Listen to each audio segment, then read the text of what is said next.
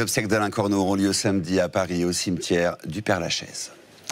Grande inquiétude et vigilance maximale ce soir aux Antilles, frappées par le cyclone Earl. Des vents très violents ont été enregistrés à Saint-Barthélemy. À Saint-Martin, la mer a même envahi rues et maisons de certains quartiers. 3500 foyers sont privés d'électricité. Les habitants ont ordre de rester chez eux. Cyrielle Stadler.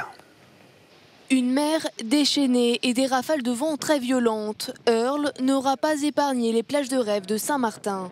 Au lever du jour, quelques habitants se sont risqués à sortir pour filmer le phénomène. Pourtant, depuis ce matin, le niveau d'alerte cyclonique violet est en vigueur. Le confinement est donc obligatoire pour les habitants de Saint-Martin et de Saint-Barthélemy.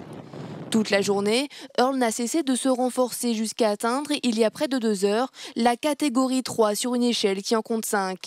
Personne n'avait prévu que le cyclone prenne une telle ampleur. On a fait quelques réserves, notamment en eau, mais de façon modeste. Du fait que quand même le cyclone qui est annoncé était quand même quelque chose d'assez modeste, en catégorie 1, ce qui permettait de laisser penser qu'on n'allait pas quand même avoir un événement majeur. Ce soir, 3500 personnes sont privées d'électricité sur Saint-Martin.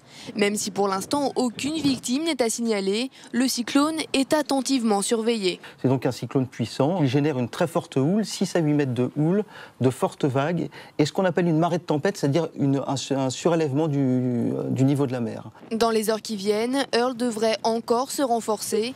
Dans la trajectoire du cyclone, les îles Vierges et l'archipel de Porto Rico. Et puis